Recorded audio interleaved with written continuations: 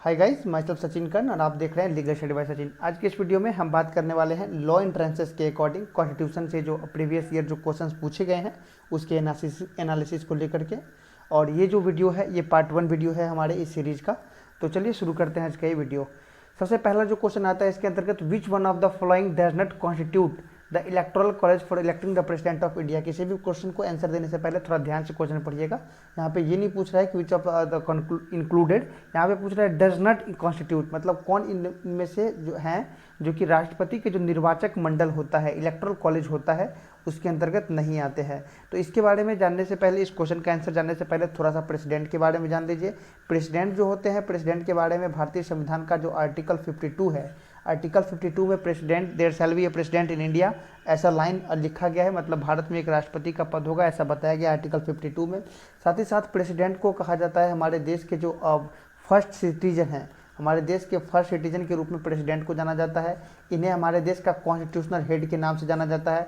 साथ ही साथ इनके ऊपर जो बहुत सारे लिमिटेशंस होते हैं या फिर इनके कार्य करने के जो तरीके हैं, इस वजह से इन्हें नॉमिनल हेड के नाम से भी जाना जाता है। साथ ही साथ ये हमारा देश जो रिपब्लिक कैरेक्टर है, इसके भी ये हेड माने जाते हैं।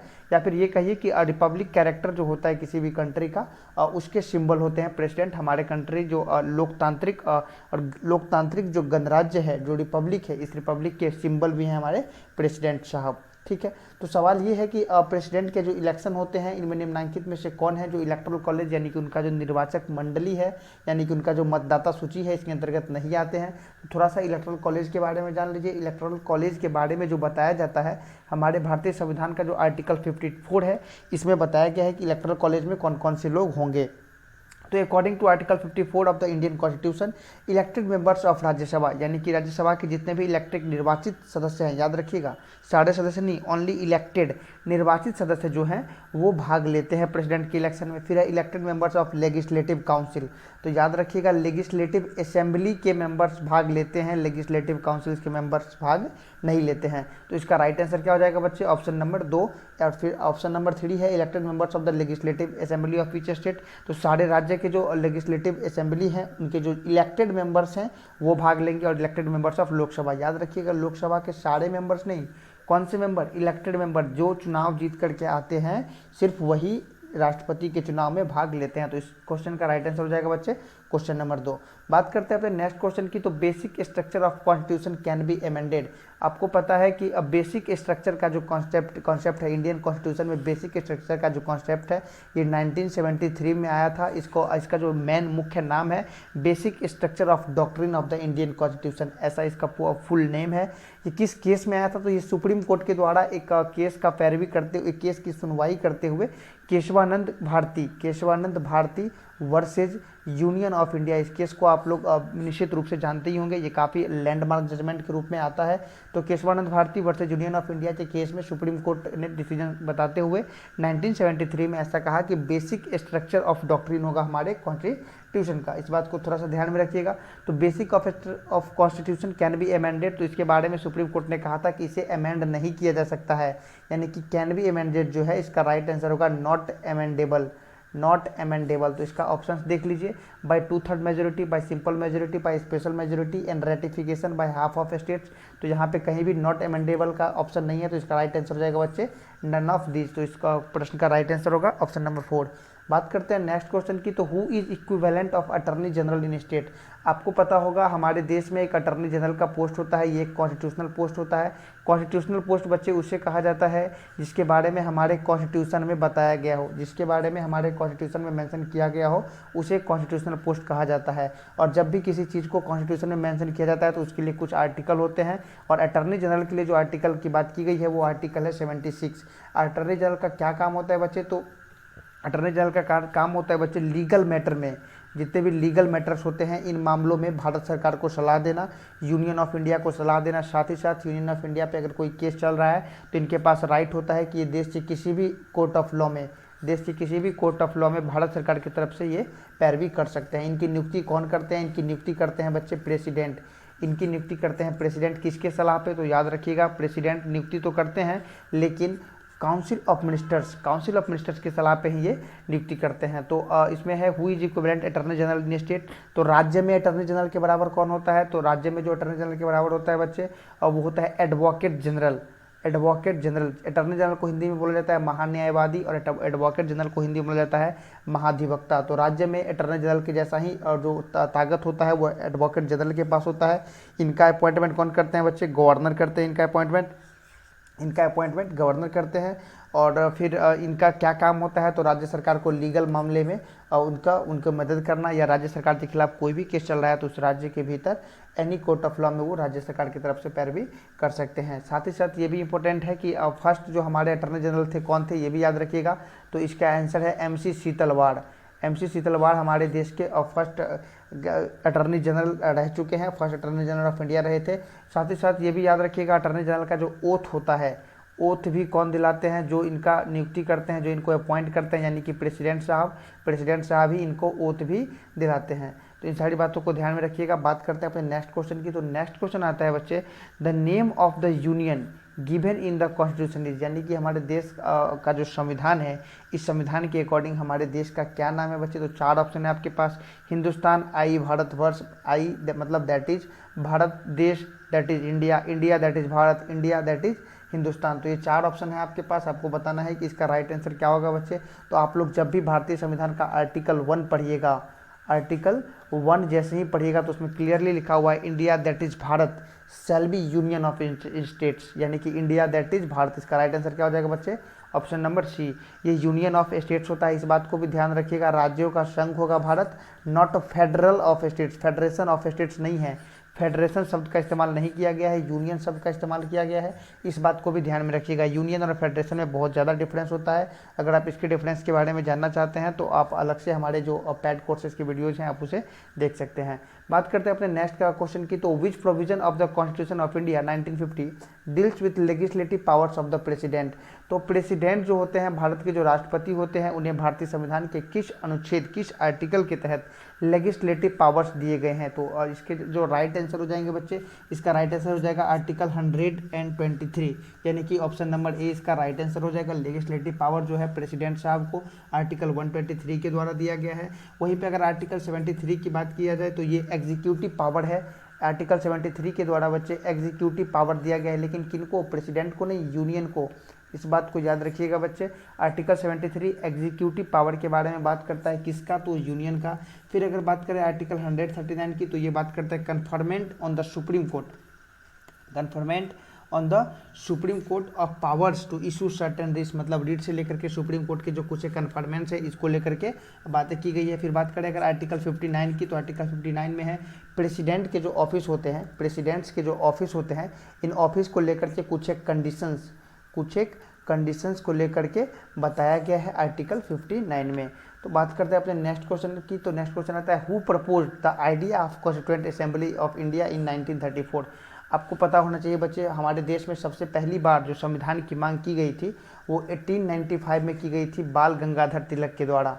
हमारे देश में सबसे पहली बार संविधान की जो मांग की गई थी 1895 में गंगाधर तिलक के द्वारा। इसके बाद फिर 1922 में महात्मा गांधी के द्वारा बच्चे ऐसा कहा गया था कि हमारे देश का संविधान हमारे देश के लोगों के अनुरूप होने चाहिए, यानी कि भारत का संविधान अकॉर्डिंग टू इंडियंस होने चाहिए, ऐसा 1922 में महात्मा गांधी ने कहा था। लेकिन सबसे पहली बार संविधान सभा के द्वारा संविधान होने की बात जो कहा था बच्चे, वो थे एम.एन. रॉय। एम.एन. रॉय ने ही सबसे पहली बार बच्चे 1934 में संविधान सभा के द्वारा संविधान की मांग की थी, यानी कि कॉन्स्टिट्यूएंट असेंबली का जो आइडिया है वो किसका था बच्चे, एम.एन. रॉय का था। इस बात को ध्यान रखिएगा। बात करते हैं अपने नेक्स्ट क्वेश्चन की। तो नेक्स्ट क्वेश्चन आता है, which of the following fundamental right is not available to foreigner in India, यानी कि विदेशियों को इन निम्नलिखित में से कौन से अधिकार नहीं दिए गए हैं फंडामेंटल राइट्स के रूप में।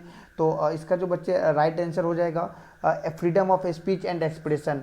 आपके पास जो ऑप्शन है, right to life and liberty, right to equality and right against ex post facto laws. तो ये आपके पास चार ऑप्शन हैं। इन 4 ऑप्शन में आपको सही उत्तर बताना है कि कौन से राइट हैं इनमें से जो फॉरेनर को नहीं दिया गया है, यानी कि सिर्फ सिटीजन्स को दिया गया है। फॉरेनर्स को नहीं दिए जाने का मतलब है बच्चे, ओनली सिटीजन्स। तो अगर आप आर्टिकल 19 में पढ़िएगा freedom of speech and expression, ये आर्टिकल 19 का हिस्सा है बच्चे। तो जब आप इस आर्टिकल को पढ़िएगा तो यहीं पे आप ये भी पढ़िएगा कि दिस राइट जो है सिर्फ सिटीजन तक ही सीमित है, फॉरेनर्स को नहीं दिया जाता है। तो इसका राइट आंसर हो जाएगा बच्चे ऑप्शन नंबर ए।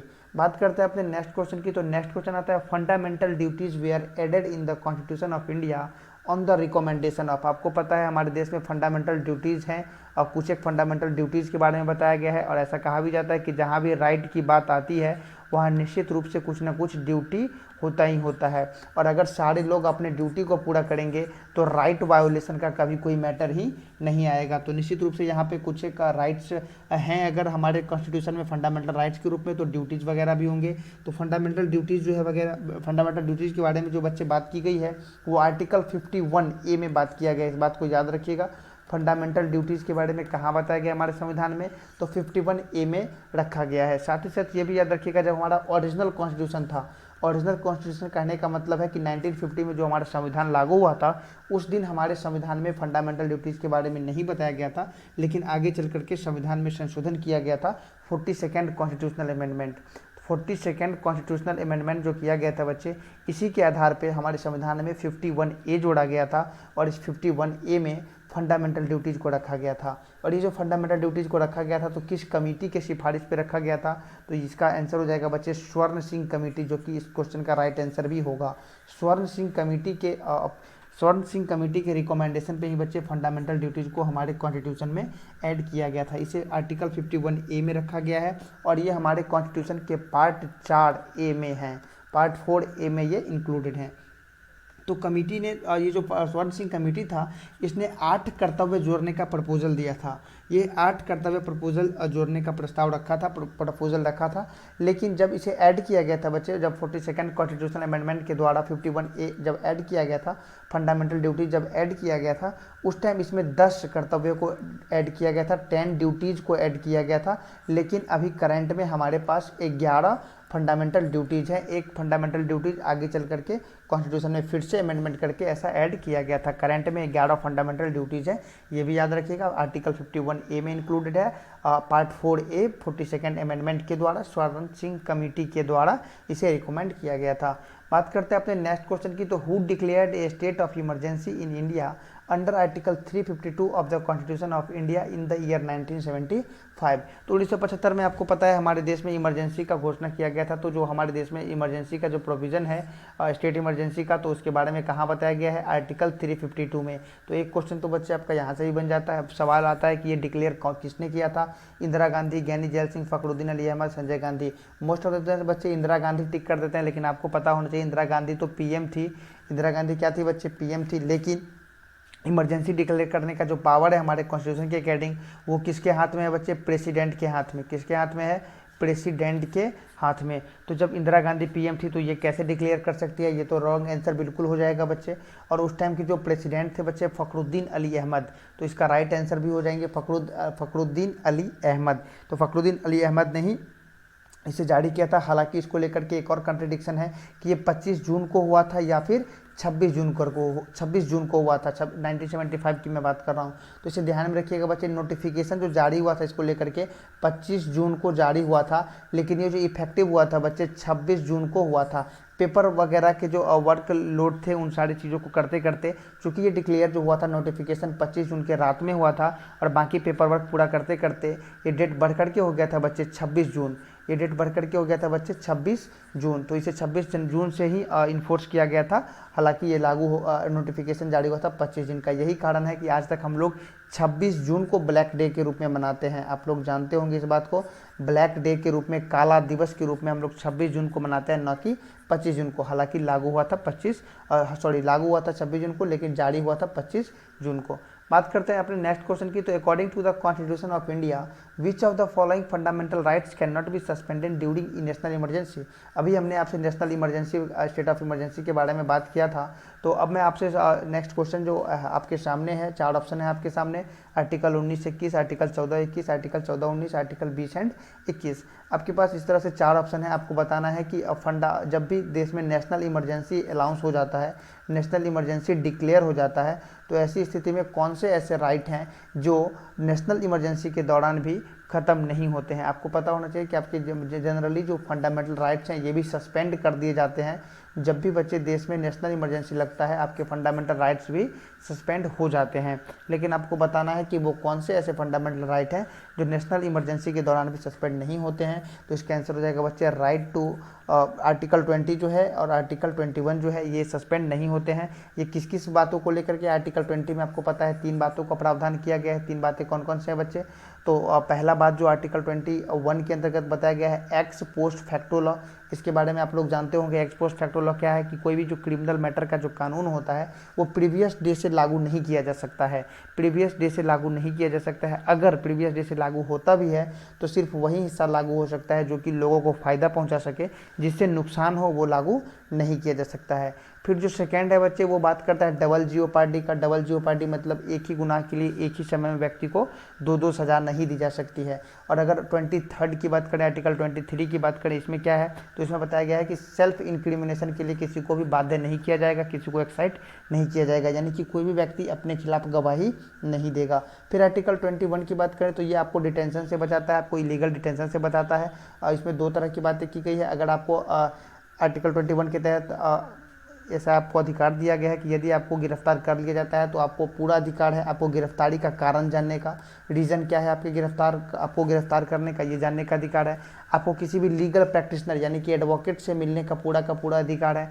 साथ ही साथ आपको जो है सो 24 घंटे के अंदर, जिसमें कि यात्रा का समय इंक्लूड नहीं होता है, ट्रैवलिंग का समय इंक्लूड नहीं होता है, 24 घंटे के अंदर आपको मजिस्ट्रेट के सामने पेश करना होता है। ये भी आपके अधिकार आते हैं आर्टिकल 21 के तहत। तो आर्टिकल 20 और 21 जो है ये नेशनल इमरजेंसी के दौरान भी सस्पेंड नहीं होते हैं। इन बातों को ध्यान में रखिएगा।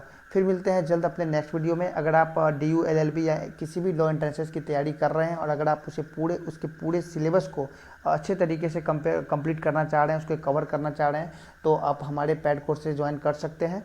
और इसके लिए आप हमें डायरेक्टली मैसेज भी कर सकते हैं। चैनल के लास्ट में आपको चैनल के डिस्क्रिप्शन में आपको इसके लिए रिगार्डिंग इन्फॉर्मेशन मिल जाएंगे, आपको नंबर मिल जाएंगे डिस्क्रिप्शन बॉक्स में। आप उसे डायरेक्ट मैसेज या कॉल वगैरह करके आप हमसे कंसल्ट कर सकते हैं। Okay guys, thank you.